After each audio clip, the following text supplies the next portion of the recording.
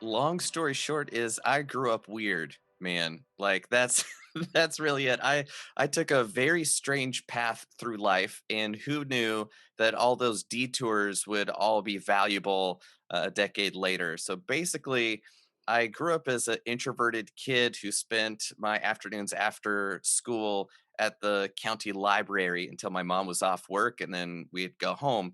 So I had about 2 hours every day just hanging out in the library. I wound up spending most of my time in the art section, looking at the old masters paintings from the Renaissance era. And right next to that is the games and hobbies section of the library. So I would read poker books. I found my way to magic tricks, and that was super cool. So the illustrations were fun, the walkthroughs were neat. So I started doing card tricks and coin tricks, and mind reading tricks are just a flavor of the magic world. And that was most interesting to me. So that's kind of what set me down the trajectory of doing mind reading tricks, because I'd make a coin disappear and then people would be like, "Oh, you're just hiding it in your hand." Well, if I could tell people what street I grew up on, there's no explanation for that. It was just deeply unsettling. And I was like, all right, I like that. And in addition to going down the mind reading trail, I then got interested in why mind reading tricks are even possible in the first place. Kind of like what is it about the human wiring that makes it even feasible in the first place for me to be able to create that experience for somebody? Like there's got to be some weird wiring there. So I got interested in the psychology behind the fundamentals about how we interact with reality that mentalists kind of sidejack in order to create those impossible experiences. So that's really the root of my curiosity, is learning to kind of hack that process. Do you think that curiosity stemmed from being an introvert? Ooh, I think so. For for me, it was curiosity about how does the world work, and I just I've always been interested in that. I had a pretty good aptitude for science. I was in one of the academically gifted programs, and when I was in the sixth grade, for some reason they had me take the ACT or the SAT, one of those. And in the science portion, I did better than 91% of graduating seniors that year. Wow, And it that's wasn't because I had tutors or anything. It was just, it all made sense to me. And I just loved knowing how stuff works. And I think that was kind of the start. And then magic, and then more specifically, mentalism, gave me a context to explore all of my curiosity. If there's ever been anything I've been interested in, the mentalism has always been a framework where I can really put it into practice.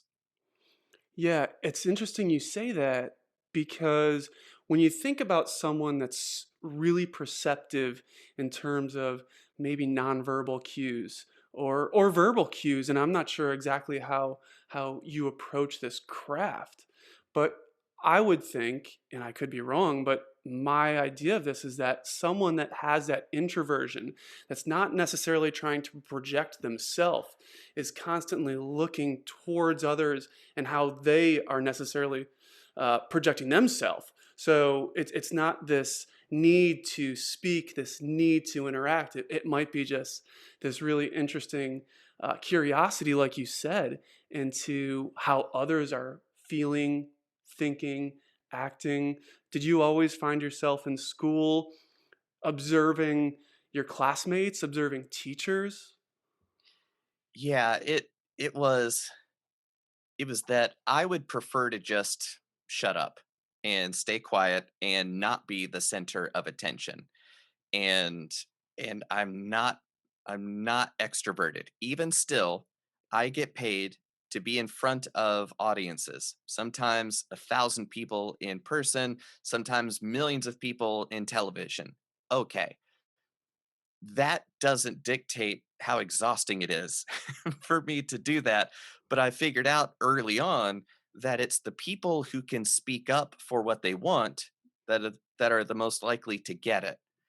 So I learned to adapt outgoing behaviors in order to get the results that I wanted. And what led me to understand that was when I was about 13 years old, I learned how to juggle fire, juggle knives. Like I said, I was a really weird kid, and my parents were either great or awful at for letting me learn all that kind of stuff. And the person I learned that from was a retired performer who had traveled the world and then retired to the mountains of North Carolina, and then he ran a day camp twice a week over the summers. Well, he taught me how to perform, and the juggling was a way for me to demonstrate ability that nobody else had without having to say anything. You can just look at it and go, "Well, that's impressive." So it was a way for me to be in front of a crowd without having to say anything to put myself out there in a real way. It was more of a I just juggle, people clap, that feels good. Then seeing him do his 20-minute show 100 times in a row, I knew his script inside out. And he goes, "Here, you do my show." And then I use his script. I don't have to think about anything. I don't have to wonder what I'm going to say next. I don't have to wonder if they're going to like it or not because I'm using the script I've seen work 100 times already.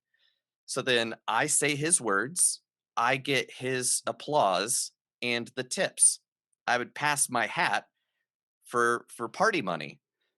And I knew that when I was using his script, saying what he said, the way that he said it, in the timing that he used, I get exactly the same results. Like, that's a powerful insight that I didn't really put together until decade later. So then it wasn't me, it was the script. And then once I knew the script so well, then I had the freedom when something wacky would happen during the performance, I could then comment on it, be witty in the moment, and venture off the beaten path because I knew that as soon as it no longer worked, I go right back to the script and I know that'll get me where I'm going. So only by having that rote script did I feel comfortable enough exploring my options because I knew I already had the full answer in my pocket. And that's how I got to be more free and fun and playful in performance. But that recipe of follow the script, that gives you the freedom to be innovative in the moment because you always have your fallback. Then that bleeds into my personal life. And if I'm at the grocery store, I've got my shtick for grocery stores or, oh, $12.36 is your change. Oh, 12.36. That was a good year. Right. And then just making up stuff that happened in the year 1236. It's ridiculous. It's silly, but it's fun shtick that I know is kind of social lubricant that will get an expected response. And that's kind of how I navigate those uncertain social dynamics using those same kinds of strategies. Yeah, that's a phenomenal strategy, and I love that in leadership and in the business field and in so many arenas. There's an author that speaks a lot about, I feel, kind of a parallel to this, Jocko Willink, who was in the Navy, and his motto is discipline equals freedom. And it seems like that's exactly what you're articulating right now, is that if you have this discipline, this structure. The structure doesn't actually confine you, especially in your performances. It offers you the freedom to build off of it. It's a jumping off point in so many ways. And there's so many parallels in the business industry to that. It's if you have a sales pitch, if you have a marketing plan, if you have a vision for a company, if it's set in stone and it's so ironed out in the details, you're not necessarily confined to it. You can actually pivot and play with that because you understand that the structure is going to keep you in the direction that you need to be. And then you can work with it. And then you have the freedom to kind of go off of it. Is that something that you've experienced in your career path? Absolutely. And that's most closely mirrored from the art world part of my background. So my degree is in painting, which is hilarious to me. Because from the mind reading and understanding psychology and being able to influence people and communicate all that kind of stuff, then people often come up to me after my workshops and keynotes and stuff, and they go, "Oh, so you have a degree in psychology, right?" No, painting. And a big part of my touring background, part of my life, psychology majors were my favorite because they'd just be absolutely destroyed by by what I would do. And and then they would come up to me and go, "Look, man, I'm about to graduate with a degree in psychology, and I have no clue what in the world you just did. Did I just waste my life?" No, no, no, no. I have a very narrow area of specialty. It's a deep understanding of this particular aspect. What you're doing is fine. Don't worry about it. So please keep going. So my educational background is in painting and design, and then knowing a bunch of performers and entertainers and that kind of thing, I started kind of a branding company for my performer friends who would have just god awful websites, or their promo posters were garbage and their emails were atrocious. And I was like, "Who does your promo?" And it's like, "It's me." "Do you have a degree in design or visual communication or branding?" And they're like, "Nope." I'm like, "Please, please let me help you." So I would design their posters, their websites, just do a comprehensive branding package for them. And the nightmare would be, I learned this real quick. The worst case scenario was, I'll know it when I see it. When the client goes, "Yeah, just, you know, do 500 mock-ups and then I'll know the right one when I see it." That is the absolute worst waste of time ever. No, I'm gonna force you to pin me down. You tell me exactly what it is that you want. "Well, I'm not the expert here." "You're right, but you're the expert in what you like and what you want it to do and who your audience is, who are your clients." Yeah. So the design brief, the more constraining that design brief is, the more creative work you get, because there are fewer and fewer opportunities to find the right problem. So it forces you to find the areas where you can be playful and then really express the nature of the client, right? So when you are overly particular about what exactly it is that you want, designers love that because now it's very clear what's going to be successful and not. And then the designer will come up with those creative ways to solve the problem, but it's your job to know what problem it is you're trying to solve. Yeah, problem solving is a very interesting topic. I'm curious in terms of, so you have an art degree and that's really interesting, and I feel like these two things are not mutually exclusive in terms of art and the psychology of humans, because there's a lot of people that will say true art should be seen and enjoyed, right? That's part of art, and part of understanding how to have someone enjoy something isn't just making the art that you want to make, right? You do have to create art for people. Do you feel like your ability to get into the psychology of the human mind and potential clients and just people in general helped you with art and just achieving a degree in art and any sort of success in art and specifically in design and marketing? Absolutely. To not get too crude about it, but I want to make the point pretty clearly, which is, if I wanted to do art to feel good myself, that's called masturbation. And if that is the highest goal of my creative output, well, then I don't need to involve anybody else in that process. I can just go off by myself, do what I enjoy, and nobody else needs to worry about it. However, for me, art is the communication of my vision of my most fundamental values of life. And if you show me what your art is, you're telling me your highest values. And your art celebrates your values. So if it's not beauty, if it's not exalting the human spirit, and your highest value is destruction and ugliness and that kind of a thing, thank you, but no thank you. I'm not interested in your creative output. So another element is the trap that most artists fall into, which is, I make it and then whatever the audience takes away from it is perfectly fine by me. No, it is your job as the artist to effectively communicate your vision and to help your audience understand what you're all about. That's your job. And if you're going to weasel out of your sacred duty as a communicator, as an artist, what are you even doing? Why are you wasting your time? Why are you wasting my time? So you can't extract the experience of your audience from the value you create as an artist or a communicator. And in a weird way, it becomes even more clear when you think about it from the performing standpoint. And this is why it's a really good insight that there is no difference between these two. Because as a mentalist, my whole shtick is that I can read minds. I can influence decisions. I can help people do superhuman mental feats that they're not even aware they're possible of doing.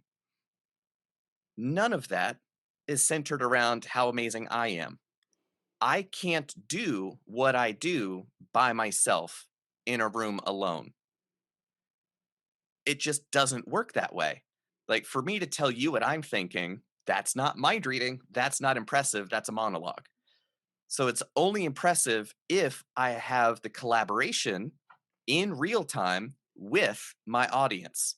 So I've never been a performer. It's always been a collaboration with me and my audience to build this experience in real time that cannot happen any other way. Yeah, That's the goal. that's great. That's a great insight, and it's a great thought about communication in general too. Like when you're talking about that, I was thinking, there's when you're thinking about intent in communication, like what you do in terms of picking up on tells or clues to understand what your audience is thinking. That's impressive because there's not explicit intent communicated to you. So your ability to perceive is so impressive because you're picking up on things that are hidden. And the impressive part is that you're able to do it. But if you're trying to communicate to an audience as an employer, as a company, the last thing you want to do is have your clients and your potential customers be impressive trying to assume what you're telling them or selling them. You want it so explicitly communicated that they don't have to do what you are doing. They can just say, oh, it hit me right in the face. I know what I want. I want that. You told me that. You told me that. So is that something that you have helped companies understand uh, through your platform, through your company, through your consulting agency? Exactly. Exactly. That is spot on. I feel so seen right now because you're right. The weirdly even more impressive about me being able to do what I do, the more difficult thing is to build enough trust with a stranger who is more comfortable sitting in the audience than they are standing on stage. But then having them believe in their bones that, this Jonathan guy isn't going to make fun of me. This is actually going to be fun and get them out of their seat up on stage in front of 1,000 people. This is the number one nightmare of 99.9% of people. And I just successfully got them to be willingly engaged with that dynamic, right? Like they I don't browbeat them, but they're like, "Yeah, let me do this." That's stunning in and of itself. And then I need to be able to have them calm enough to hear my instructions that they need to hear and understand so that are the star of the show. So I need to have them relaxed enough that they're not in their head freaking out, going, "Oh my God, these lights are bright and oh, there's so many people here. What are they going to think?" So being able to have me be so confident that they feel that I'm competent. So now they can trust that this is going to go properly. And then me being able to speak in a way that they can hear and give them instructions that are very difficult to mishear.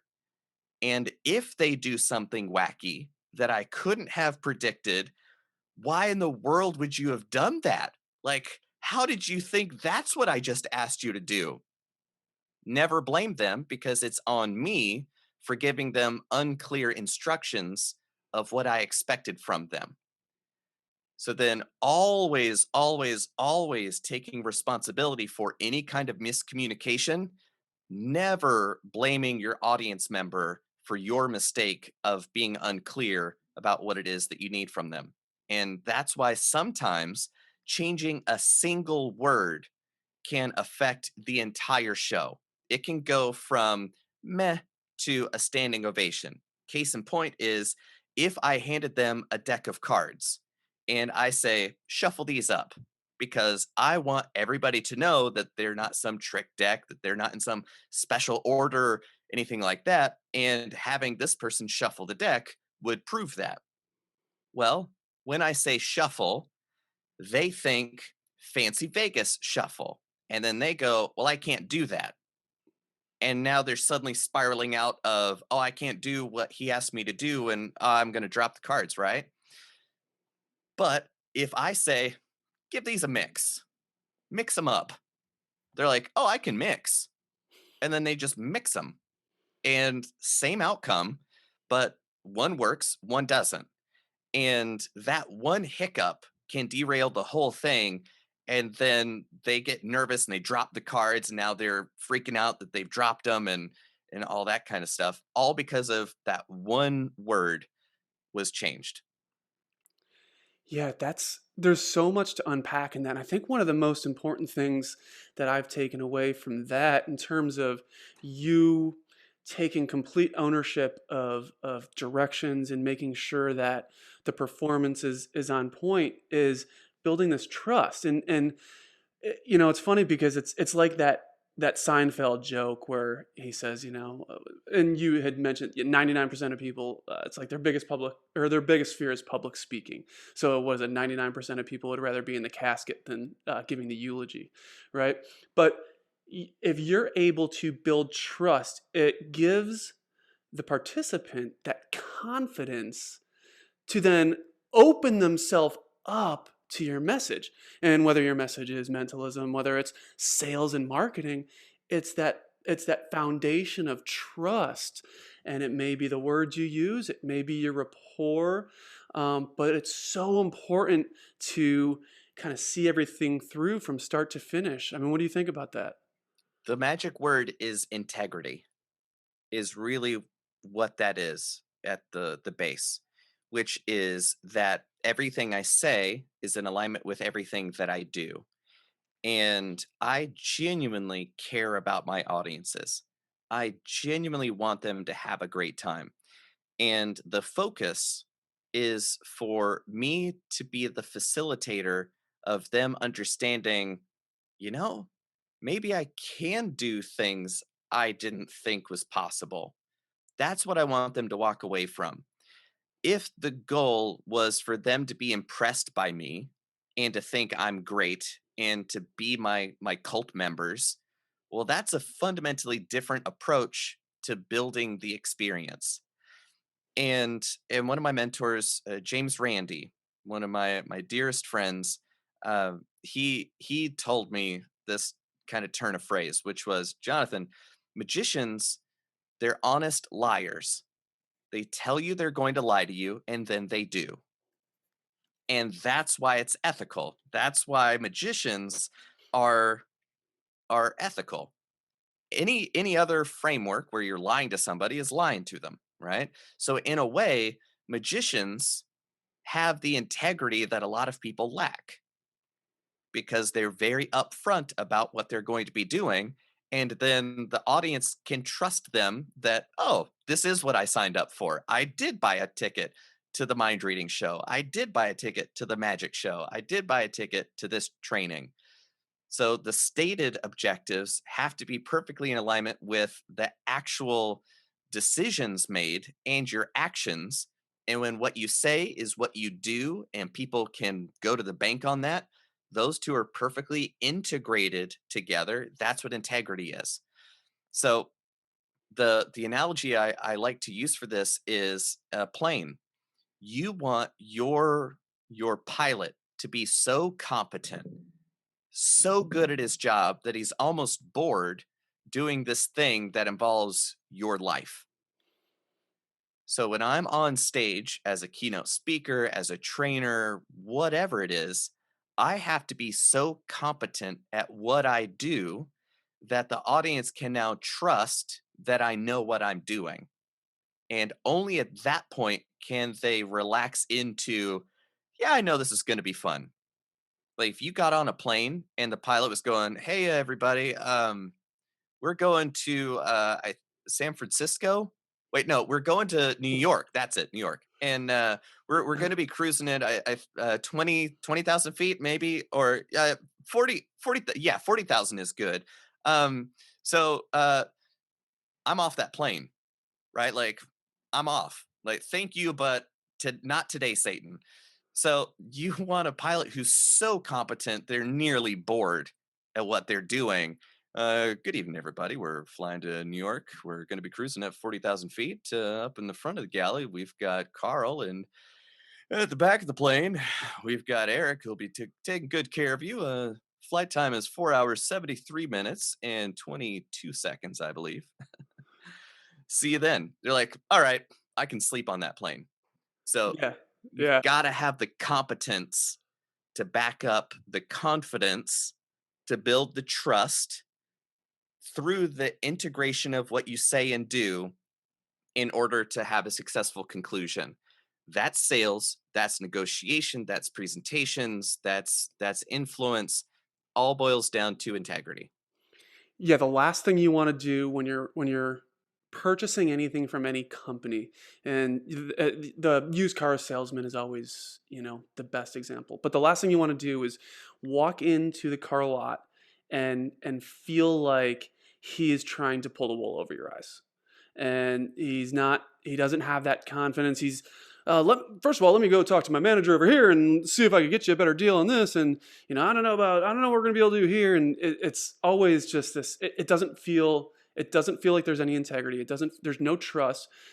There's no established rapport, and it just never works that way. I'm curious. You actually said something that I found really interesting. You said that you want to have the audience member or the participant understand or believe um, they can do things that they didn't think they could do before. And to me, I am and I like to use this word, I am a delusional optimist.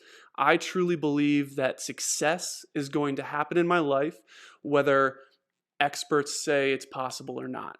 So I'm curious, if you are trying to have participants feel like they can do something that they didn't think was possible, what's your feeling on optimism? What's your feeling on whether it's your crowd, you, or people in general having this optimistic outlook in life?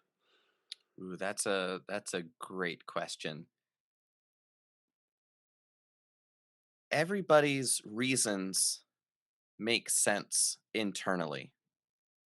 Within the framework of your experience, it's perfectly logical why it won't work. You just need one reason why it will work. and all those million logical reasons for failure are non-existent. So if I can prove to somebody that their limits that are logical are not real, it gives them the glimmer of a chance to identify that maybe that unreasonable goal is possible. That's I love that. That's such I was curious what you're gonna say in response to that, and it wasn't like a planned out question. I love that answer. I love the idea that you're giving a glimmer of hope. And I love that you can point something out to change the mind of someone in your audience that may potentially change the course of their life based on their mindset. Exactly. I, And I think the power of the mind is so important. And obviously, I'm preaching to the choir here, but I think what you're doing is if you truly are able to provide hope in terms of saying, you know what, you are limited. The way I have unlocked this area of your mind to say your perception of your limitations is false. It's false. I've now unlocked this entire portion of opportunity, and it's just this light pouring in saying, you know what, you are capable of more. You are limiting yourself. It's and amazing. and I can do that. Like, I know I can do it because I do it every time I show up to work, which is, to me, I love it. Watching, like you said, that light pour in is the beautiful moment for me. That is why I keep showing up to work, because if I don't do it, who else will? And one of the demonstrations that I like to use to not just explain that point, not just tell a story about it that people can relate to, but walk them through it in their experience so that they can't argue with it. There's a demonstration that I do where I'm kind of giving it away. So if anybody listening to this wants to book me later, don't ruin it for your audience. But the demonstration is, I go, all right, um, just show of hands, or just raise your hand um if you can say the alphabet backwards. Like one person might, like, okay, you don't have to play this game, so you're out. Everybody else, if I asked you to learn how to say the alphabet backwards, raise your hand if you think you could do it within a week. So keep your hand up. And I go, all right, so everybody keep your hands up because we're going to do a reverse auction. When you think it's too little time and you wouldn't be able to do it in that amount of time, lower your hands. So we go 1 day, and then some people's hands go down. We go, okay, 12 hours, 6 hours, and more hands are going down. And then we get down to 1 hour, and then 30 minutes, and then there's one person there, 10 minutes, 5 minutes, 3 minutes, their hand's still up. And I'm like, okay, now if you could have done this in 3 minutes, why haven't you done it already? You're just being cantankerous, aren't you? And they're like, yeah. Like, okay, so put your hand down. So what do we have? So 30 minutes was the next fastest that they believe that they'd be able to do this, right? And they go, yep. And they go, so now here's really the situation, which is all of you are convinced that there's no way that you would be able to learn the alphabet backwards in less than 30 minutes, right? And everybody's like, yep. Like, so it'd be impossible. No way for that to happen. They're like, no way. I'm like, okay, cool. Well, we're going to do it in 3 minutes. And then we walk through it. And 3 minutes later, there are people saying the alphabet backwards. So they know it's not possible in fewer than 30 minutes. And in 1/10 that time, they're doing it. They're proving themselves wrong using the strategy I know works to prove their limits are imaginary. And the limits you imagine are the limits you abide by. And you're not even aware of how many of those non-real limits you have in your life. That's so cool. That's it's one way, obviously, to do that, and I would imagine that it's so applicable in so many other areas other than, trying to get out of a DUI, right? Right, right, But, exactly. but being able to establish that you can learn and understanding that you are capable, your mind is capable of figuring something out that you do perceive as difficult in a time frame that seems unmanageable to you is crazy. I'm curious. Um, did you feel like you had any? And not did you? Because I would imagine you might. Did you have adversity in your life that you've established that you've had to overcome that you have applied these traits to, or even before you understood any of this, was there adversity that you were maybe using some of these tricks to overcome, or did you figure out a different way? I would say yes. None of them I regret or am frustrated by, because going through my life is how I am, who I am, and I love me. So none of this is sour grapes at all. Um, I grew up living in a trailer park, in a dirt road, in the mountains of North Carolina before the internet. My dad worked in factories, 12 hours a day, 4 days on, 3 days off. Then sometimes it would be third shift. So he'd be sleeping during the day and we'd be waking him up. And now that I'm older, I totally get it why he'd be super frustrated at us, right? My mom worked as a secretary. They had to make decisions that I don't ever want anybody to ever have to make, because some days it was, we may not have enough gas to get to work, but the gas money would have to come from lunch money. And as parents, what a heartbreaking decision to make, right? Like, I can't imagine being my parents and being in those places, right? They never made me feel unloved. Like, I always felt wanted. And to me, that's the most valuable treasure, because there's a lot of people that grew up with money that didn't feel like they belonged. So I wouldn't trade my upbringing at all in any way, shape, or form. But it's not like I was born with world class mentors, with people with lots of money who taught me how to make money, who taught me how to connect with world class movers and shakers and the doers and the people that do multi-million dollar opportunities and negotiating. I had to learn all of that, all of it. I had to learn it. So it was kind of meta to realize that all the applied psychology and the strategies and techniques that I was using in my little performances at the neighborhood parties and then on bigger and bigger stages, all the stuff I was using on stage was what I was using off stage to get those bookings, to get those opportunities, to connect with people who are looking for speakers and all that kind of stuff.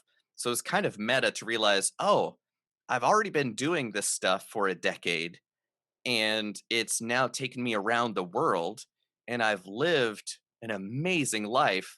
My friends are the coolest people on the planet. I now have performed in Vegas. I got brought in, handpicked to work with Chris Angel on a national TV project.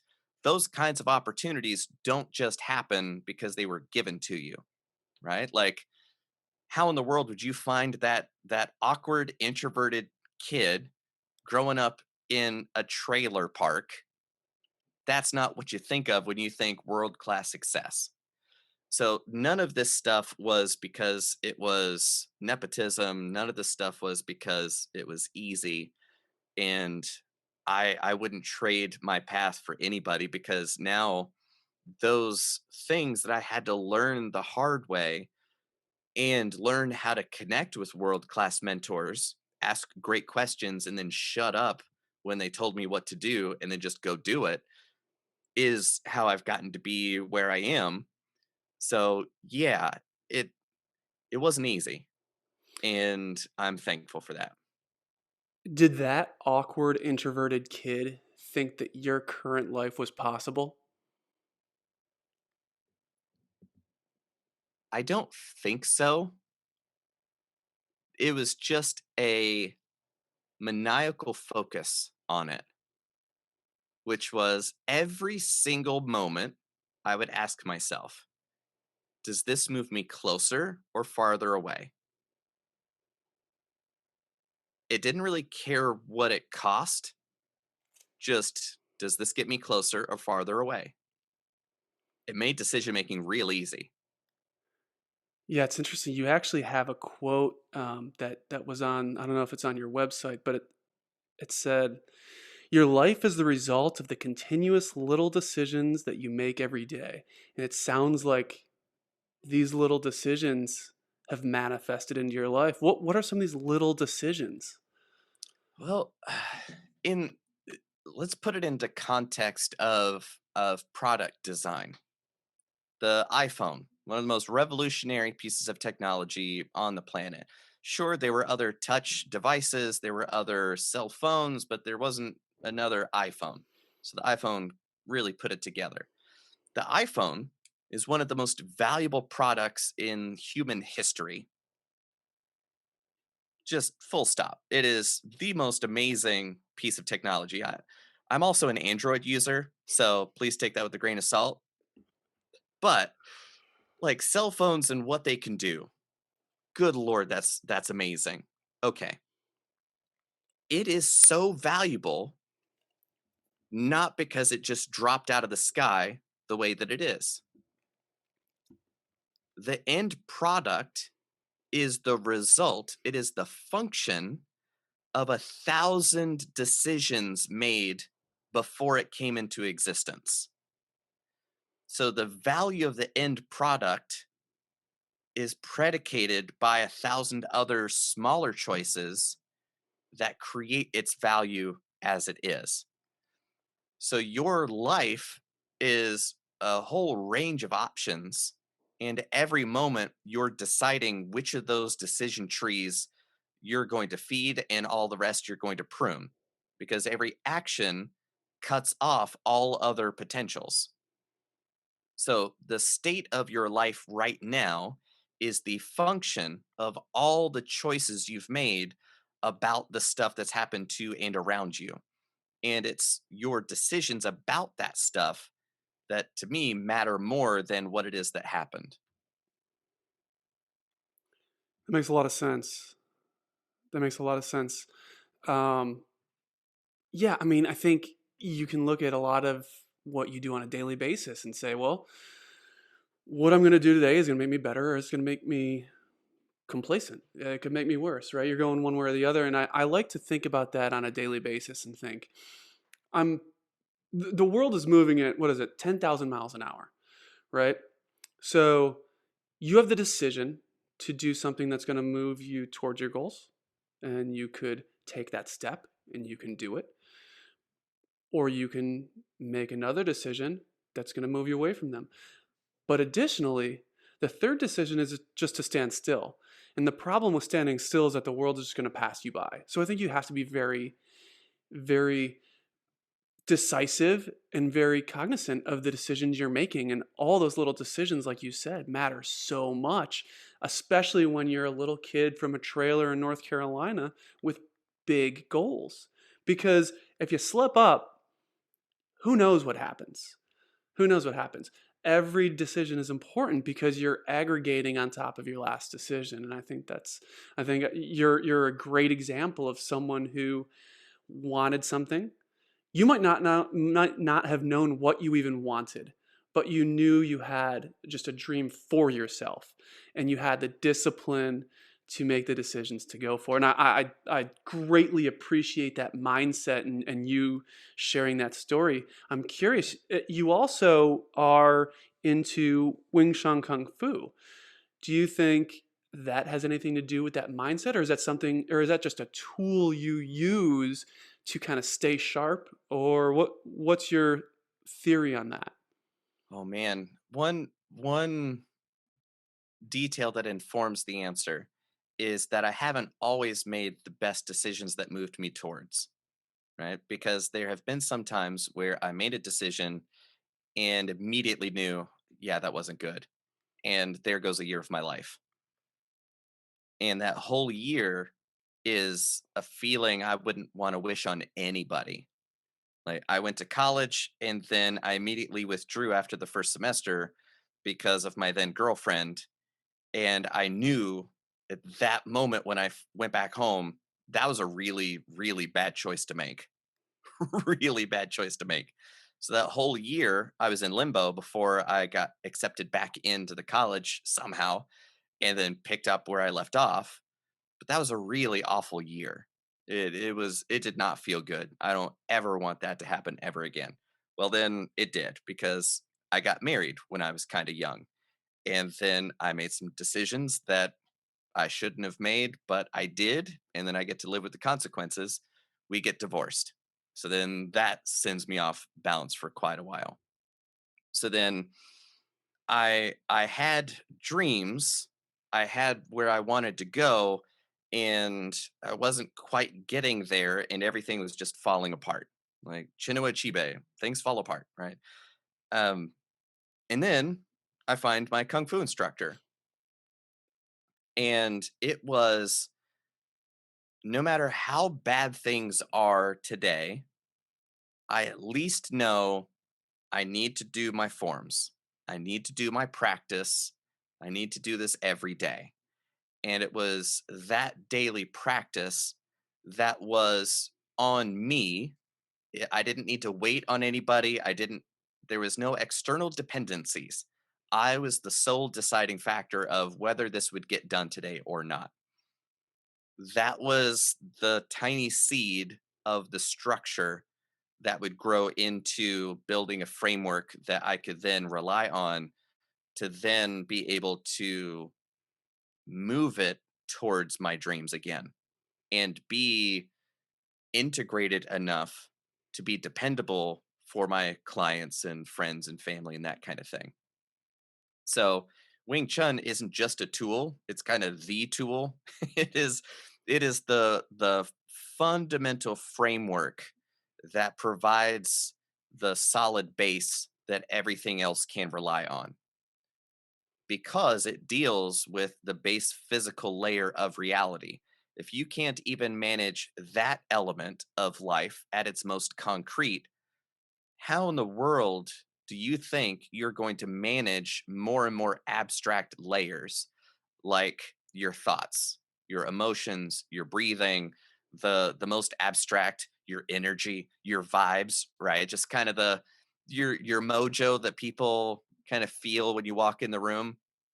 If you can't even manage your physical layer, no way in the world you're going to adequately manage more and more abstract, less available to direct manipulation, is kind of a way I like to think about it. So, Kung Fu is the technology of learning to manage your base layer successfully in very, very tough dynamics so that you now have rock solid proof of what works and what doesn't so that you can manage the more dynamic, abstract relationships moving forward. So, a lot of times when people ask me questions about strategy, business strategy, relationship strategy, whatever, all I have to do, I'm kind of giving away my secrets here. All I have to do is translate that question into somebody's trying to punch me this way. What should I do about it? And then it becomes very clear. Are you gonna hope your way out of it? Are you gonna wish your way out of it? Are you gonna try to feel different about it? Is that gonna help you? No. What are you going to do in order to minimize their ability to control your decisions? And it's only what you do about it that's going to keep you safe. You can't just like do use mind bullets or use influence of mind control. None of that's going to work. What are you going to do about it? That's it. So it teaches you real quick.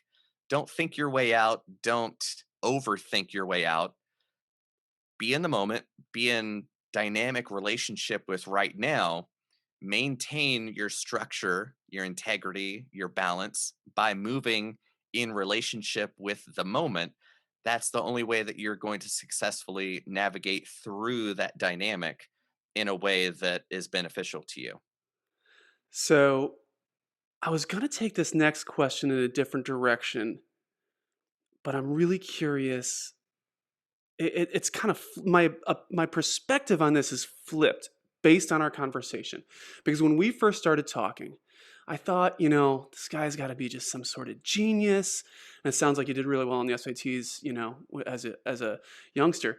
But I'm like, this guy's got to be some sort of genius, and his mind has just got to be like this sponge and this powerful tool, and I'm sure it is.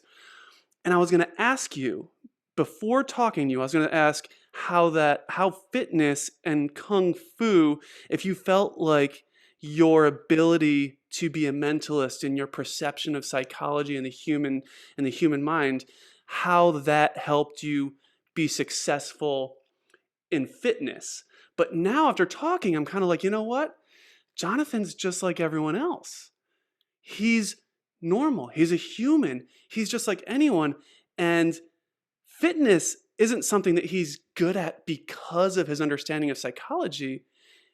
He has a better understanding of psychology because of fitness, which I think is so important. And it's something that to me is so important in my life. And I think that fitness and your human body, having that just at optimized level and taking care of it is so important, not just for the mind, or not just for the body, but for the mind. And it's interesting based on this conversation, because it is kind of flipped in the way I wanted to ask you the question. I mean, what do you think about that? Thank you. That's a really good insight because if people walk away believing I'm special, that absolves them of doing the work. It's easy for Jonathan, he was born that way. Well, it's easy for him because, well, he doesn't have to deal with the problems I deal with. And if people walk away believing I have a gift, they can walk away believing, well, I wasn't born with that gift, and therefore I can ignore everything he's talking about. So to me, when people go, oh, when did you first know you had the gift? I hate that. That is one of my biggest pet peeves because I see it as their way to abdicate themselves from owning up to the decisions they've made to live the life they're living. Right. So that's a huge part of it. Um, and you're right. Like the physical layer is essential. And in a way, my mentalism background helped me on the kung fu angle. I learned the Wing Chun system faster than anybody else my teacher had ever taught in 20 years. Part of that was because I didn't have a day job. I didn't have to go anywhere. So for 9 hours a day, I could do kung fu. It was awesome. So I learned it in about 9 months, what usually takes people 3, 5 years. Went through the testing and all that kind of stuff. So I could learn it faster than most people do because I know the skills of learning skills. Okay, that's kind of cool. So on that front, it definitely helped out. But the way that I see it is that I had this inkling that, like, I've been an atheist most of my life. Right? So that's there. I have an inkling that we have a soul, a spirit, right? The enthusiasmos, the thing that animates this meat sack. This spirit that is universal and timeless, because no matter where this planet Earth has spun in relationship to the galaxy, I'm still there. So that's kind of cool. So I think that the spirit is universal and your body is kind of like a radio, and it's tuned to your spirit. level, right? Like, okay, so it's kind of like the car has a radio in it, and the car's driving, the car's changing position, but it's still receiving the signal. But then if the car gets mangled, the radio's ability to receive the signal is damaged too, right? So when the radio is destroyed, the signal isn't destroyed, but it really makes it tough for that signal to come through, right? So the better I keep my body in tune, the better my experience while my awareness is locked in this meat sack. So I want to keep my radio in good working condition as long as I can to make sure that the quality of reception of this animating spirit is kept tuned up as long as possible. So get off your ass and get your radio work done. That's right. That's right. Man, that's so cool. So, we've been talking for a while, and if any of my listeners is not interested in what you are able to provide, I would be shocked. I'm interested in what you're doing to help others, and it's not just through speaking. So you have created a mind reset transformation course. Tell me about this course and tell me what you're doing with that. It makes it sound intimidating, and it's not. I promise you. It's it is 4 videos spread out over 4 days.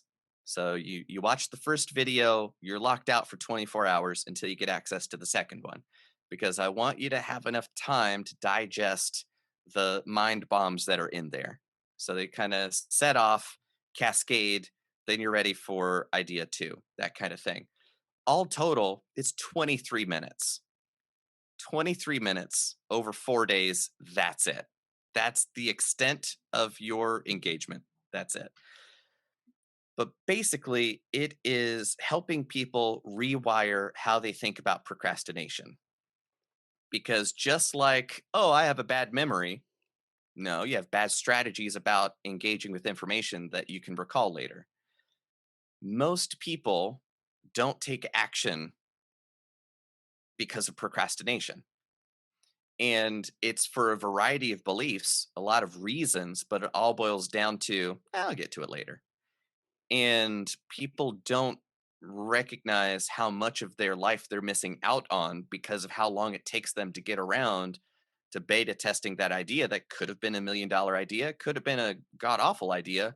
But the faster you recognize which one it is, the sooner you can either make it happen or move on to the next one, instead of just letting your dreams live in this limbo state of, oh, I could do anything if I just had the relationships. Oh, I could do it if I had the money Jonathan has. Guess what, sucker? I grew up poor. Like, I my car got repossessed twice after I got divorced. You don't have excuses. So that course is free. You just sign up, you set up an account at Elite University. That's just elite.university. And then over the course of 4 days, we work together, meet in video form. And all you got to do is sit there for 5 minutes and then apply what it is I share with you. And it will transform your mindset, reset how you're thinking about your problems so that you can transform your current situation. So to me, that's the place to start. However, understand that if you sign up and you don't go through it, it's 4 days later and you haven't completed it, I'm going to send you a PayPal link for 20 bucks for wasting your time. You don't have to pay it, but you will know you should, because you'll know you're guilty. And to me, that's a hilarious way to keep you honest with yourself. So you don't have to buy it. It's free. You implement it. I will know if you complete it. The course thing just keeps track of how long the video plays. And if you don't complete it and you procrastinate about fixing your procrastination, that's about the stupidest thing on the planet. And it's worth at least 20 bucks of my time to laugh at it. So that's why that's there. That's so That's hilarious, by the way. That's like every Gold's Gym or 24-hour fitness. It's that fat fee for not showing up, that $17 a month fee for someone who refuses to go to the gym, and they're like, ugh, I'd rather just pay $17 and cancel my membership because I know this is just my fee for being lazy. That's Yep. so funny. But it sounds like an awesome opportunity to better yourself, and based on your story of being able to teach people how to say the alphabet backwards in 3 minutes, 23 minutes seems like you can get a ton done. So people Exactly. people who think they need to go to university to reset their minds for 4 years, guys, you're missing out. This is 23 minutes, and Jonathan's proven he could do it. ZYXBCA. Exactly, I haven't done exactly. that backwards yet, but that's awesome, man. Jonathan, this has been awesome. I have really enjoyed this conversation. You are an amazing guy. I wish that one day I can be a part of one of your trainings, one of your speaking engagements, and I'm going to give this transformation a shot. I think it's a really cool thing. I procrastinate way too much. Hopefully, I don't procrastinate um, taking advantage of this opportunity. But Jonathan, thank you so much for joining me. This really has been a blast. And where can people find you, man? Dude, my pleasure. It is one of my deepest honors to be able to share my thoughts. So I genuinely deeply appreciate the invitation. The best place to find me is at Elite University. So elite.university is the whole URL. That'll get you to the right place. And from there, under about, you can find links to my Twitter where I'm most active, my LinkedIn if you want to connect professionally, and talk about the Hellstrom Group, which is the consulting company that I founded. So we focus on workshops, focusing on sales, negotiation, and presentation skills. So each is its own 2-day workshop, limited to 16 people, so that we can do one-on-one real time feedback, that kind of thing. But if you want to connect as a person and you don't work at a big company that can bring in $15,000 workshops, that kind of thing, elite.university is where you can get access to the same kinds of content focused on the individual. So that's the main place to go. Awesome. Jonathan Pritchard, thanks, man. This was awesome.